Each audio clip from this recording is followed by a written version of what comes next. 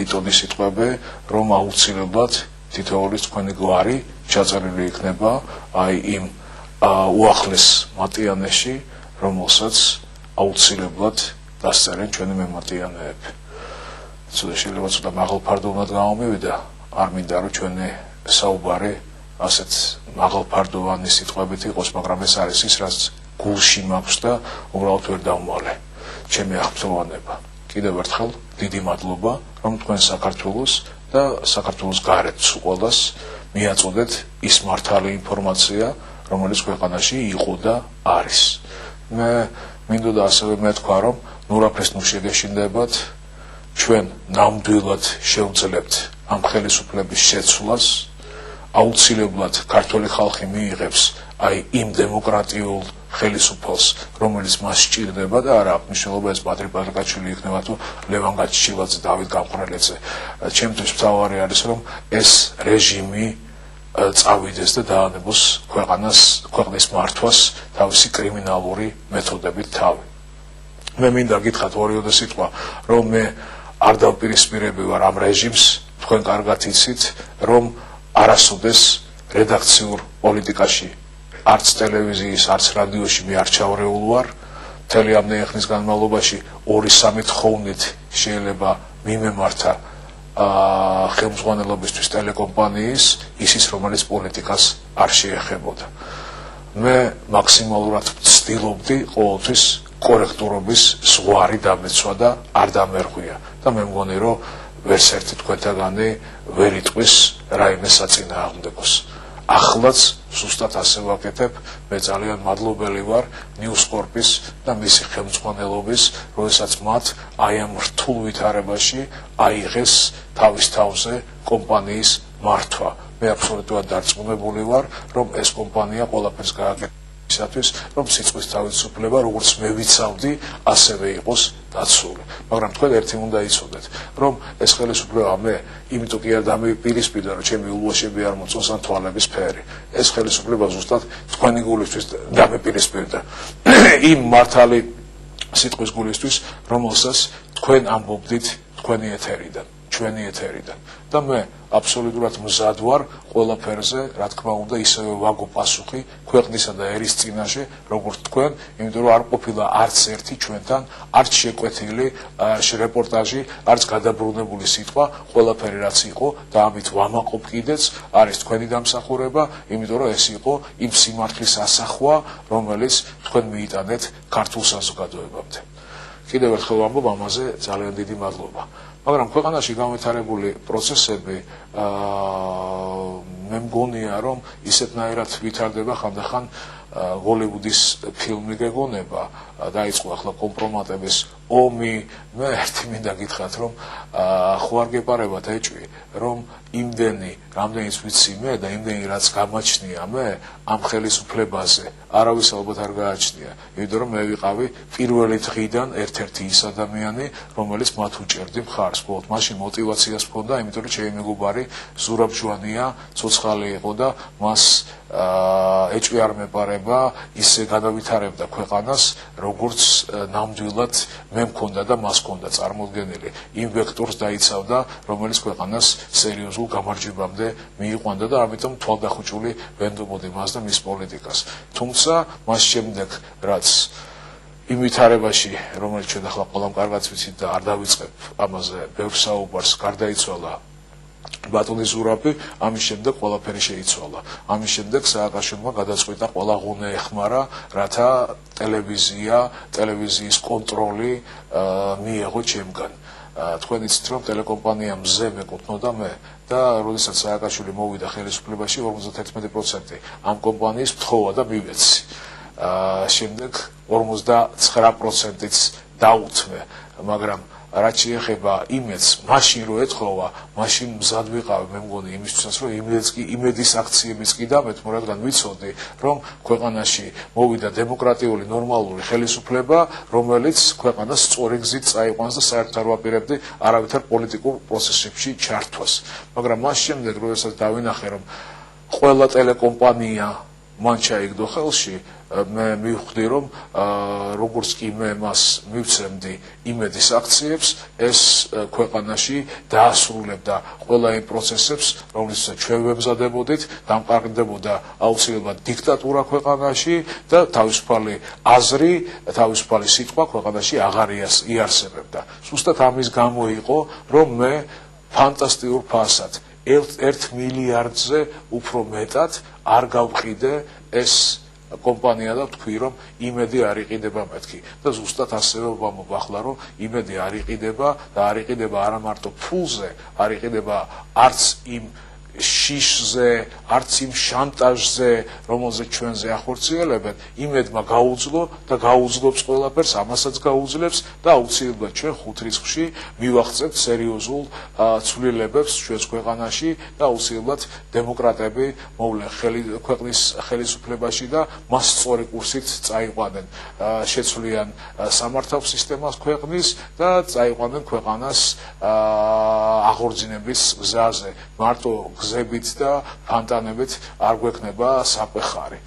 ახლა რაც შეეხება მინდოდა ერთ თემაზე გამახველებინა ყურადღება თქვენთან ეს არის თვით შეზღუდვა რომელსაც მე ამ ბოლო დროს იმედის ეთერში თვალს ვადევნებ მე მგონია და ჩემი რეკომენდაცია იქნება რომ იყავით ისეთივე ლაღები როგორიც იყავით ისეთივე სუფთები და ხალასები როგორიც იყავით და ნუ რავითარ შემთხვევაში ნუ თვით შეიზღუდებით ნუ შეგაშინებთ ეს ხელისუფლება ისინი ვერაფერს ვერ მიაღწევენ სანამ იარსებებს სიმართლე და აი ამ სიმართლის ერთ-ერთი სერიოზული ძალა როგორიც არის ტელე და რადიო კომპანია იმედი მე კიდევ ერთხელ ვამაყობ თქვენით უღრმესი მადლობა ყველაფრისთვის და მე იმედს ვიტოვებ და იმედი არ კვდება რომ თქვენ ასევე გააგრძელებთ თქვენს ჟურნალისტურ მოღვაწეობას როგორც ახამდე აგრძელებდით და თქვენს ერს და თქვენს ხალხს გაუწევთ იმ სამსახურს რომელიც მას დღეს სჭირდება თქვენგან და ელოდება.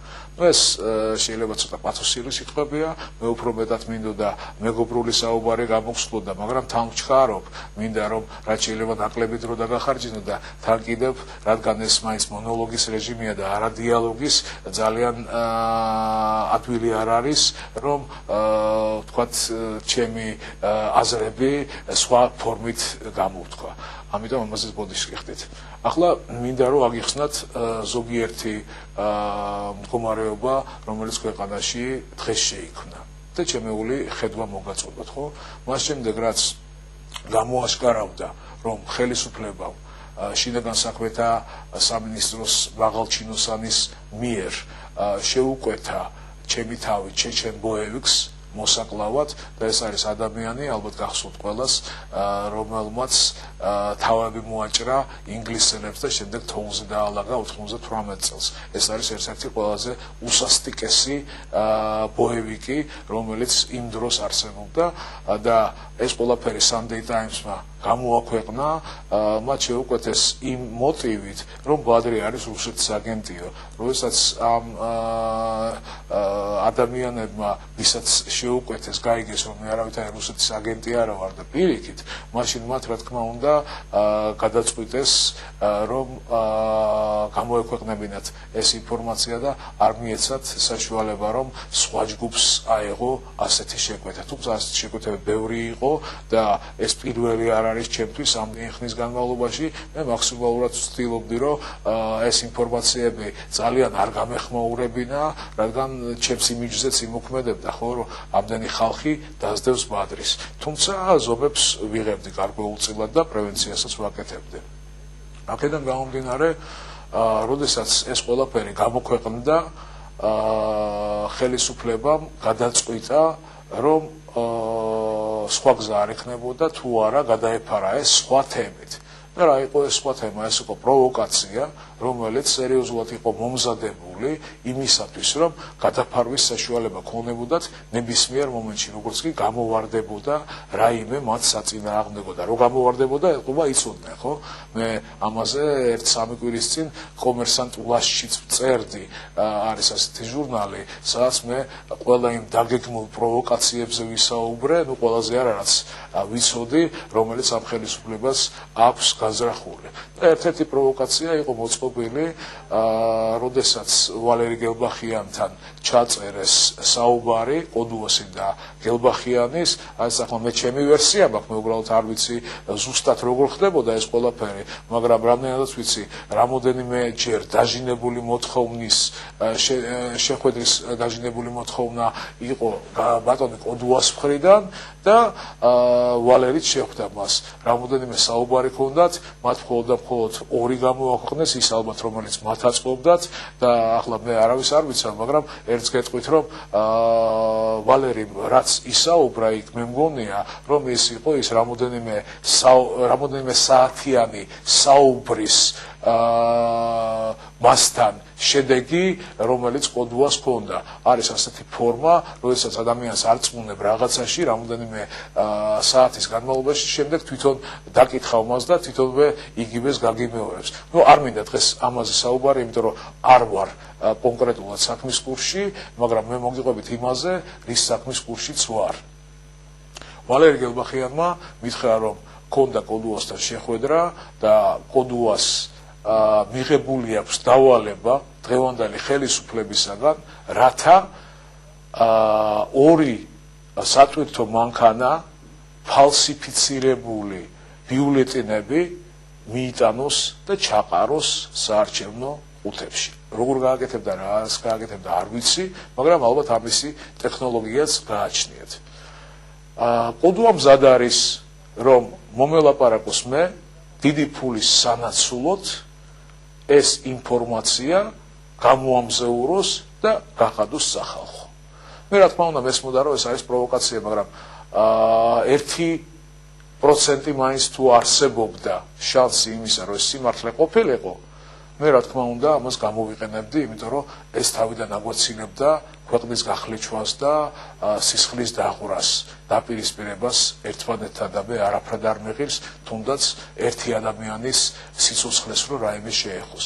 აქედან გამომდინარე მე დავთანხმდი და მე მზად ვიყავი, რომ გადამეხადა ფული იმაში, რომ მათ თქვენთვის არ ესრულათ. და მე ვთქვი, რომ მე მზად ვარ, რომ ჩემი თანხები მოვახმარო საქართველოს და ეს არ ყოფილა მაშინ ლიტონის სიტყვები, ახლა შემიძლია გითხრათ, რომ ის ეკონომიკური პროგრამა, რომელიც მე დავწერე, ამ პროგრამაში 1 ლიტონის სიტყვა არ არის ჩადებული, რატო ვაკეთებდი ამდენი ხნის განმავლობაში ამ პროგრამას? ზუსტად იმიტომ, რომ 2 კვირაში და 3 კვირაში ძალიან რთულია გაწეროს სწორად ის თანხები, რომელიც სჭირდება ქვეყანას და ამავე დროს უკვე პროცესები არ გამოიწვიოს ამან და ქვეყანაში სერიოზული ინფლაცია არ წამოვიდა და კიდევ სხვა რაღაცეები. ხლა ადამიანი, როდესაც მივა ბაზარში, მას თუ ხორცი 50 ლარი დაუფასეს 1 კილო, რა მნიშვნელობა აქვს მას 150 და 200 ლარი ექნება ხელფასი თუ ამაზე ნაკლები თუ მეტი. ეს გასაგებია ხო, რომ საუბარი არის იმ პროცესებზე, რომელიც არ უნდა დაუშვათ ეკონომიკური ქვეყანაში, რომ ხალხი გაღარიბდეს, ხო? პირიქით, ჩვენ ხალხი უნდა გავამდიდროთ. და აქედან გამომდინარე, მე მზად ვიყავი, რომ ასევე დამეხარჯა თანხები იმაში, რომ ამ ხელისუფლებას თქვენთვის და ჩვენთვის არ ესროლა, იმიტომ რომ ვიცით რა არის ამათგან მოსალოდნელი, ეს არის კრიმინალური ხელისუფლება. მე შევხვდი ყოდუას, მე ვიცოდი, რომ როდესაც ყოდუას შევხვდებოდი, შეიძლება ყოფილიყო თავიდანვე რაიმე პროვოკაცია, იმიტომ რომ მქონდა ასეთი ინფორმაცია, რომ აპირებენ ვიღაცეების გამოგზავნას ჩემთან, რომლებიც შემხვდებიან რაღაცა სერიოზული თემის საბაბით და შემდეგ უბრალოდ მომკლავენ და შემდეგ არ გაიქცევიან არსად, აიღებენ ამას ყველაფერს საკუთარ თავზე და იტყვიან, რომ გქონდათ რაღაცა ჩემთან ბიზნეს გარჩევები და ასე შემდეგ და ამიტომ რა თქმა უნდა მე ვთხოვე, რომ ჩემს დაცვას მიეღო წინასწარი ზომები იმისაც, რომ ამ ადამიანებს არ ქონდათ თან საწამლავი, იარაღი და ასე შემდეგ და ისინი შემოწმებულები იყვნენ, თუმცა მე არ მithოვია, რომ ისინი ჩამოერთვათ მათთვის რაღაცა ისეთი საგნები, რომლითაც მათ ჩაწერა შესაძლებელია, რომ გაეკეთებინათ. ამიტომ მე არ მქონდა არაფერი არავისთან დასამალე და დასაფარი. როდესაც ისინი მოვიდნენ ჩემთან, 2 იყვნენ, ერთი დარჩა გარეთ, მეორე შემოვიდა შიგნით. ეს იყო კოდუა ზუსტად და ჩვენ დავიწყეთ საუბარი მე 1 საათის განმავლობაში რადგან მინდოდა რომ მას გვქონდა მთლიანი ინფორმაცია იმასთან დაკავშირებით თუ რატო ვარ მე სააკაშვილთან დაპირისპირებული მე მომეყოლა მე აუცილებლად მოუყევი მას ეს სულ ყველაფერი და თითქმის 1 საათის განმავლობაში უმტკიცებდი როგორ უნდა ავაშენოთ ჩვენ ლამაზი და ნათელი ქვეყანა ეს ზუსტად იმ 1%-დან გამომდინარე, რომელიც მქონდა მაინც აზრად, რომ შეიძლება ეს კაცი მართლა ქვეყნის შვილია და მართლა უნდა რომ ამ ხელისუფლების ქმედება გამოამზეუროს და სისხლი არ დაეღვაროს ქვეყანაში. მაგრამ თუმცა რა თქმა უნდა ეს ასე არ ყოფილა და ჩვენ დავიწყეთ საუბარი ასევე იმაზე თუ რა ფორმით შეძლებდა ის ჩვენს დახმარებას. რა იყო მთავარი ამაში? მთავარი ამაში იყო ის, რომ მან მითხრა რომ 10,000 კაცი და რომელიც არის შინაგან საქმეთა სამინისტროში, 7,000 მის დაქვემდებარებაშია. ეს არის 2 სპეცნაზის ბატალიონი და ეს არის ძირითადად 70% იმ შემადგენლობისა, რომელიც შინაგან საქმეთა სამინისტროში არის და რომელიც შეიძლება დაუპირისპირდეს ხალხს. და ჩემი შეთავაზება იყო რომ მაქსიმალურად გავაკეთოთ ყველაფერი იმისთვის რომ ეს ადამიანები განეიტრალდნენ და გადავიდნენ ხალხის მხარეზე და არავითარ შემთხვევაში ხალხს არ დაუპირისპირდნენ და მე ვუთხარი რომ ასეთი პროცესები რა თქმა უნდა 7 ნოემბრის შედეგებიდან გამომდინარე ჯარშიც იქნება და შინაგან საქმეთა სამინისტროშიც იმიტომ რომ აბსოლუტურად დარწმუნებული ვარ რომ არც ჯარი და არც შინაგან საქმეთა სამინისტროს თანამშრომლები საკუთარ ხალხს არ ესვრიან თუმცა ამ ხელისუფლების და კიდევ ერთხელ ვამბობ, ყველაფერი არის შესაძლებელი. ამიტომ მე მზად ვიყავი, გადამეხადა მისთვის სერიოზული თანხა, რომ თქვენთვის ის ყოფილიყო გმირი და რეალურად ყოფილიყო ის ადამიანი, რომელიც გამოავლენდა ამ ხელისუფლების სერიოზულ გაყალბების მცდელობას. რაში იყო საქმე? გელბახიანმა მითხრა მე, რომ ის 2 სატვირთო ავტომანქანა გაყალბებული ბიულეტენებისა, გაყალბებული კი არა, ეს ფაქტურად ცალკე დაბეჭდილი ბიულეტენებისა, რომელიც სხვა სტამბაში იქნებოდა დაბეჭდილი, აი ამ კაცს უნდა ჩაეყარა. და სადაც მე ვეუბნები იმაზე, რომ შენ შეგიძლია 2 ტომარა აი ეს ბიულეტენები აჩვენო ხალხს, საერთოდ სოფლიო საზოგადოებას და შენგან მეტი აღარაფერი აღარ არის საჭირო, შენ იქნები ის ადამიანი, რომელმაც დაიცვა კონსტიტუცია, ის ადამიანი, რომელმაც საზოგადოებას გადაარჩინა გახლეჩვას, ადამიანი, რომელმაც შეძლო გამოეშკარავებინა ამათი ფარული ზრახვები ამ ხელისუფლების და ადამიანი, რომელიც გახდები გმირი და ამის გარდა კიდე ისე რომ არავის არ ეცოდინება და მე არც ვაპირებდი ამის რაღაცნაირად გამომზეურებას, შენ მიიღებ ძალიან სერიოზულ თანხას, რომელიც მან მოითხოვა. და მე მზად ვიყავი ეს თანხა მისთვის გადამეხადა. იქ არის რამდენიმე მომენტი, რომელსაც მინდა გავუსვა ხაზი.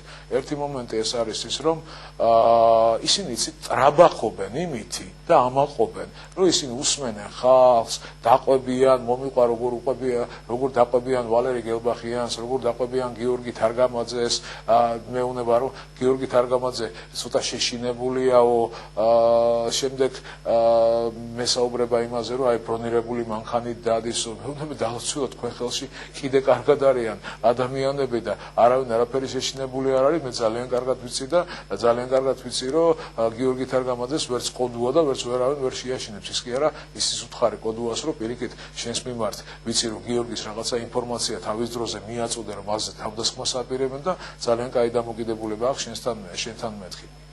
ასევე საუბრობდა იმაზე, როდესაც მე ვუთხარი, რომ გაქვს თუ არა საშუალება, რომ ფული შემოიტანო ქვეყანაში, მეთქი, მაშინ მითხრა, რომ რა თქმა უნდა გვაქვს ამის საშუალება, ჩემი მანქანით შეიძლება გადავიდეს, გადმოვიდეს სასუმხეთში და გადმოიტანოს რაღაცა ფული და გაუნათდა თვალები, ეგონა რომ აქ ახლა რაღაც სასწაულ თანხებზე იქნებოდა საუბარი და როდესაც მე ვუთხარი, რომ 1-2-3 მილიონი, რომელიც ახალი წელი მოდის და ხელფასების დასარიგებლად არის მეთქი საჭირო, მაშინ ამ შემთხვევაში თქვა, რომ იცი რა არის აი პრობლემები კი არის, ამას თვითმფრინავით ვერ ჩამოიტან და ასე. რატო ვლაპარაკობ ახლა ამას უყოლაფერს?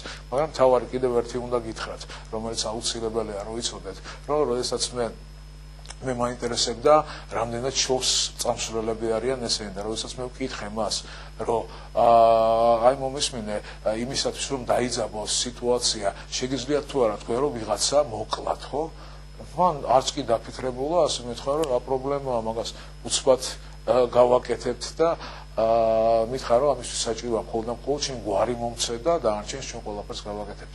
რამაც კიდევ ერთხელ დამარწმუნა ხალხო ამ რეჟიმის აბსოლუტურ კრიმინალურობაში, იმაში რომ ესენი რა თქმა უნდა არ დაიხებენ უკან, ყველაფერს გააკეთებენ რომ თავისი სკამები არ დაკარგონ, ყველაფერს გააკეთებენ იმისათვის რომ დაანახონ მთელ მსოფლიოს რომ ვითომ მათ მოიგეს არჩევნები, ესენი ყველაფერს გააკეთებენ იმისთვის რომ თქვენ მოგპაროთ თქვენი ხმები. ხოლო არ მინდა საარჩევნო პროგრამასავით გამომივიდეს, მაგრამ ერთი უნდა იცოდეთ რა იყავით ძალიან ფრთხილად, იმიტომ რომ აი ამ დღეების განმავლობაში რა თქმა უნდა მათგან მოსალოდნელია უფრო მეტი შანტაჟი, უფრო მეტი ზეწოლა და შეიძლება ძალიან თუ გამოვიდნენ მდგომარეობიდან დაინახეს რომ სერიოზულად აგებენ, იმიტომ რომ სანამ იყო მაგათი სოციოლოგიური გამოკვლევები და 64%-ს იწერდნენ, მანამდე პრობლემა არ ქონდათ, თვითონ სჯეროდათ ამის და ახლა როდესაც რეალობა დაინახეს ქვეყანაში, რა თქმა უნდა ძალიან სერიოზულად შეშინებულები არიან და ამიტომ მხოლოდ და მხოლოდ ხალხის ერთობა, მხოლოდ და მხოლოდ ჩვენი მართალი სიტყვა თუ გადაარჩენს სიტუაციას. ამიტომ ჩემი მოწოდება არის ძალიან უბრალო. ძალიან ვთქვით არ წამოეგოთ არავითარ პროვოკაციებზე.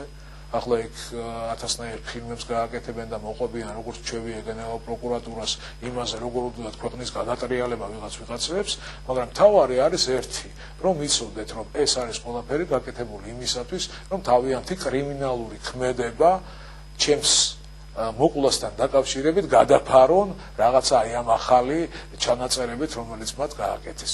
მე დიდი მადლობა მინდა მოგიხადოთ, მე მინდა გთხოვოთ თქვენ რომ მაქსიმალურად თქვენი ჟურნალისტური ღირსება შეინარჩუნოთ, რაშიც ეჭვი არ მეპარება რომ ასეც გააკეთებთ, მე არ მჭირდება რომ თქვენ მე მომცეთ ხმა, რა თქმა უნდა ვიქნები მადლობელი და კმაყოფილი, მაგრამ ნებისმიერ დემოკრატიულ ძალას, რომელსაც თქვენ ჩათვლით, იმას მიეცით ხმა და მე არავითარი პრობლემა ამასთან დაკავშირებით არ მაქვს. მე ერთადერთი მინდა გთხოვოთ, რომ თქვენი მართალი სიტყვა, თქვენი აი ის რაც იმედელებს გჩვევიათ, ხო, თქვენი ნაღდი, აი ხალასი და ნამდვილად ყველასათვის გასაგები სიტყვა არ მოანატროთ ქართულ ხალხს.